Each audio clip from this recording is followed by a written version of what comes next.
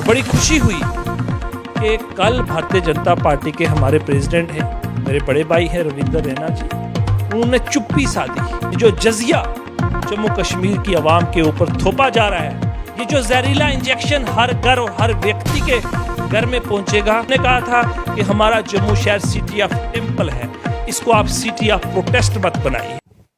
जम्मू कश्मीर सरकार ने एक कानून बनाया और उस कानून में ये बताया गया कि जितनी भी ज़मीन हो या फिर मकान हो, जो भी म्यूनसिपलिटी एरिया के अंदर आता है, उनसे अब हमने जो है वो प्रॉपर्टी टैक्स लेना है।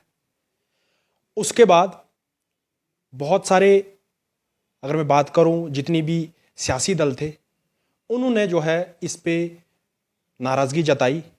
यहाँ तक कि श्रीनगर म्यूनसिपल कॉरपोरेशन के मेयर, उन्होंने भी बोला कि हमें पूछे बगैर इस कानून को जो है वो पब्लिक डोमेन में लाया। और जम्मू म्यूनसिपल कॉरपोरेशन के मेयर ने ये बताया कि हम लोगों से बात करेंगे, लोगों से फैसला जो है वो सामना लाएंगे, फिर उसके बाद इस आर्डर को निकालना था, मगर तब तक ये आर्डर निकल गया था। और कल हमने देखा जम्मू कश्मीर हाई कोर्ट के बार एसोसिएशन, उन्होंने भी इस पे नाराज़गी जताई और उन्होंने ये भी कहा कि अगर सरकार इस कानून को वापस नहीं लेती है तो हम आंदोलन भी करेंगे। इस सब पे मेरे साथ बात करने के लिए एडवोकेट जुल्करनैन जी हैं। बार बार आपसे बात होती थी, पिछली बार भी बात हुई थी एनक्रोचमेंट के हवाले से। अब कल आप लोगों ने जो है कल आपने कोर्ट का अगर मैं हाई कोर्ट की बात करूं, कल आपने काम बंद रखा और सही ठीक इस फैसले पे ये बताया कि अगर सरकार इस फैसले को वापस नहीं लेती है, और जितने भी हाई कोर्ट के जितने भी वकीलों एडवोकेटों की बात करूं, बिल्कुल नाराज़गी उन्होंने सरकार पे जताई। किस हवाले से देखते हैं इस पूरे प्रॉपर्टी टैक्स को, किस हवाले से देखते हैं? देखिए, बार एसोसिएशन ने जो अपना स्टैंड क्लियर किया है, उसमें कहा है कि हम ये जो प्रॉपर्टी टैक्स यहाँ लागू किया जा रहा है, इसको सरकार वापस ले इस आर्डर को। ये एक मामला बार एसोसिएशन का है और उसके अलावा जम्मू की सिविल सोसाइटी ने, जिस तरीके से मैं देख रहा हूँ कि बड़ा स्ट्रांगली कंडेम्ड किया है। आपने कहा सरकार ने कानून बनाया है, क्या लगता है आपको सरकार है? मुझे नहीं लगता सरकार नहीं है। इसलिए सरकार नहीं है कि सरकार लोगों की चुनी हुई नुमाइंदगी से सरकार बनती है, और जब लोगों के रिप्रेजेंटेटिव यहाँ पर नहीं हैं तो सरकार कौन चला रहा है? सरकार यहाँ भारतीय जनता पार्टी की चल रही है। इसलिए मैं मुबारकबाद देना चाहूँगा भारतीय जनता पार्टी को, उनके लीडरों को, उनके नुमाइंदों को, कि उन्होंने जम्मू कश्मीर को जिन अच्छे दिनों का सपना दिखाया था, वो अच्छे दिन आज जम्मू कश्मीर की जनता के साथ हैं। उन अच्छे दिनों का स्वागत किया जा रहा है। वही ख्वाब जो जम्मू कश्मीर की जनता को दिखाए गए थे कि हम आपके लिए ये सारे कारनामे करेंगे, आज वो अच्छे दिन हमारे बीच हैं। जब कोई अच्छा काम होता है तो भारतीय जनता पार्टी की सरकार कहती है, ये दावा करती है कि ये काम हमने किया। लेकिन तौसीफ जी, जब कोई फैसला पब्लिक जिसके ऊपर अपना रोष जताती है, सरकार के को जब लोग ये कहते हैं कि नहीं ये फैसला गलत है, तो ये यू टर्न ले लेते हैं। और बड़ी खुशी हुई कि कल भारतीय जनता पार्टी के हमारे प्रेसिडेंट हैं, मेरे बड़े भाई हैं रविंदर रैना जी, उन्होंने चुप्पी साधी। उनको भी खामोशी के साथ इसको फेस करना पड़ा कि ये फैसला सरासर गलत है। इसलिए गलत है, कॉन्स्टिट्यूशनलिटी, लीगलिटी पर मैं नहीं जाऊंगा, लेकिन मोटे तौर पर मैं इतना बता दूं कि ये जो इनका एसओ है, ये एसओ मेरे पास है। जम्मू 21 फरवरी 2023 को इशू किया है और एसओ नंबर 87 है। ये इलीगल है।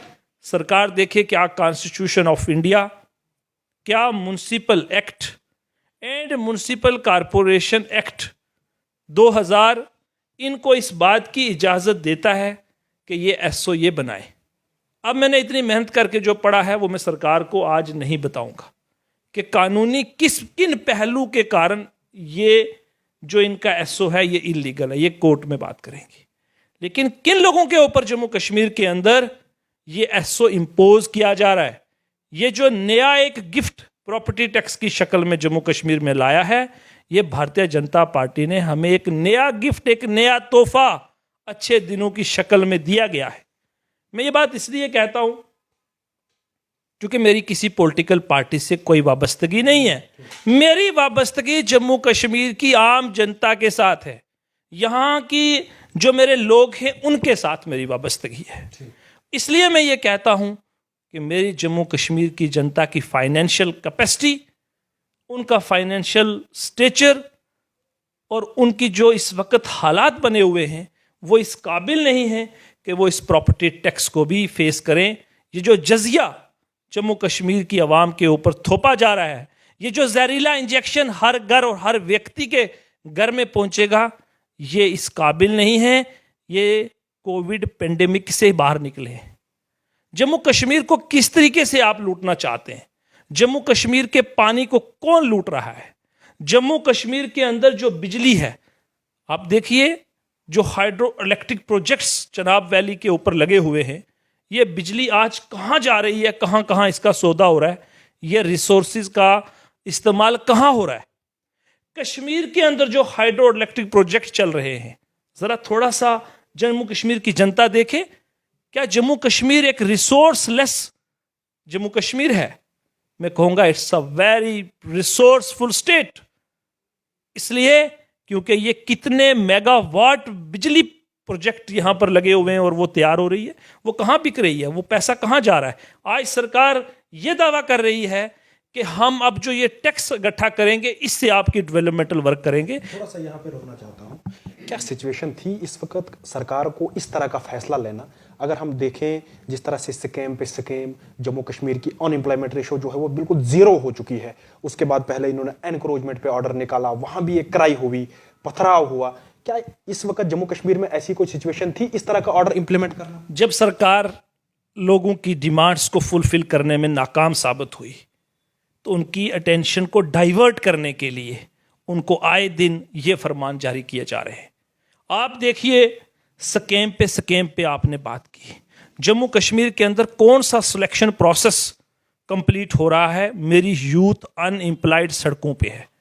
आप देखिए सब इंस्पेक्टर की रिक्रूटमेंट होने जा रही है, कितना इंपॉर्टेंट, और हमारे नौजवान कितने कंसंट्रेटेड हैं कि ये सब इंस्पेक्टर बनना चाहते हैं। लेकिन किस कंपनी को सर्विस सिलेक्शन बोर्ड ने इस प्रोसेस को इनिशिएट करने के लिए ठेका दिया? वो कंपनी जो ब्लैक लिस्टेड है, वो कंपनी जो टिंटेड है, जिसको क्वेश्चन किया हमारे जम्मू के एक एस्पिरेंट्स ने और हाई कोर्ट के अंदर ये याचिका लगी। 74 पेज की सिंगल बेंच की जजमेंट है कि टिंटेड ब्लैक लिस्टेड कंपनी से आप सब इंस्पेक्टर की रिक्रूटमेंट का प्रोसेस करवा रहे हैं। जनाब, जम्मू कश्मीर की सरकार पूरी रात सोई नहीं और 24 घंटे के अंदर अंदर उस जजमेंट को Jammu and Kashmir high court के डबल बेंच में चैलेंज किया गया। उनका राइट है, कर सकते थे, लेकिन 24 घंटे से 25 घंटे नहीं लगने दिए और जम्मू कश्मीर की सरकार ने ऑन टेक्निकल पॉइंट उस जजमेंट को स्टे करवाया।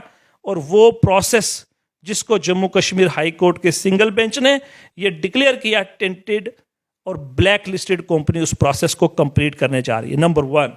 नंबर 2, जो हमारे डेली वेजर्स हैं, जो हमारे नीड बेस्ड वर्कर्स हैं, जो हमारे एसपीओज हैं, जो हमारी आंगनवाड़ी वर्कर्स हैं, उसके अलावा जो ये फायर एंड इमरजेंसी सर्विसेज की रिक्रूटमेंट है, आप मुझे बताइए ये सारे लोग जम्मू शहर के अंदर धरनों के ऊपर बैठे हैं। इसलिए हमने कहा था कि हमारा जम्मू शहर सिटी ऑफ टेम्पल है, इसको आप सिटी ऑफ प्रोटेस्ट मत बनाइए।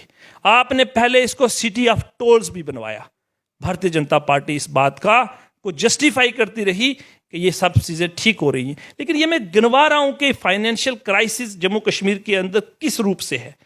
अगर आप हर घर के अंदर रोजगार दे सकते हो तो आप हर घर से टैक्स कलेक्ट कर सकते हो, लेकिन अगर हम लोगों को रोजगार नहीं दे सकते, बेरोजगारी अरूज पे है।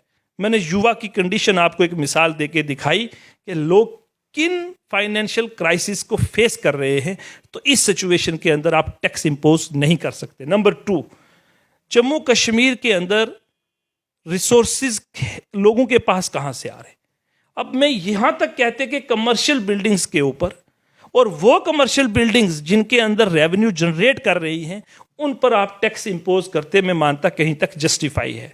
लेकिन आप मुझे बताइए, रेजिडेंशियल हाउस कोई इनकम जनरेट नहीं कर रहा है, घर में अनएम्प्लॉयमेंट है, और अगर उसका 1000 स्क्वायर फीट से ज्यादा छत है, यानी कि 3 मरले का एरिया से अगर ज़्यादा किसका घर नहीं है आज की डेट में, मुझे बताइए। तो आप कह रहे हैं हमने बहुत बड़ी मेहरबानी कर दी है। आज हमारे doctor Arun Kumar Mehta chief secretary साहब ने भी एक बयान दिया कि हमने जनाब बहुत मेहरबानी की है जम्मू कश्मीर के लोगों के ऊपर कि हम 1000 स्क्वायर फीट से कम जिन लोगों का छत है उस पर हम टैक्स फ्री कर रहे हैं। अब मुझे बताइए 3 मरले से बड़ा घर किसका नहीं है? फिर तो कोई लोग भी नहीं बचेंगे। और आप हमें दिखाना क्या चाहते हैं?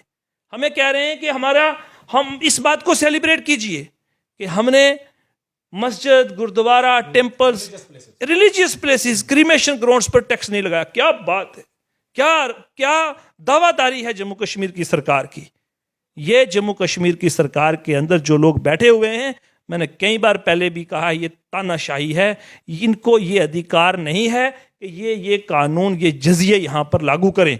यहां पर पहले भी गवर्नर रहे हैं, मैं बहुत मशकूर हूं। आज भी हम जम्मू कश्मीर की लोग यहां पर अगर किसी गवर्नर को दुआएं देते हैं तो वो NN वोरा साहब को दुआएं देते हैं। 10 साल वो भी यहां रहे। कई बार उनके पास भी कोई कानून पेश किए गए, उन्होंने कहा नहीं, मैं ये कानून नहीं पास कर सकता क्योंकि यहां इलेक्टेड गवर्नमेंट नहीं है। इलेक्टेड गवर्नमेंट का होना लाजमी है ताकि वो कानून पास करें। जनता के कानून कौन पास करेगा? उनके इलेक्टेड रिप्रेजेंटेटिव। ब्यूरोक्रेसी आज हमारी जम्मू कश्मीर के अंदर कानून पास कर रही है और आम जम्मू कश्मीर की जनता और जम्मू के लोग इस वक्त परेशान बैठे हैं कि आप जनाब, आपने हमें कौन सी नई मुश्किलात में पैदा कर दिया है?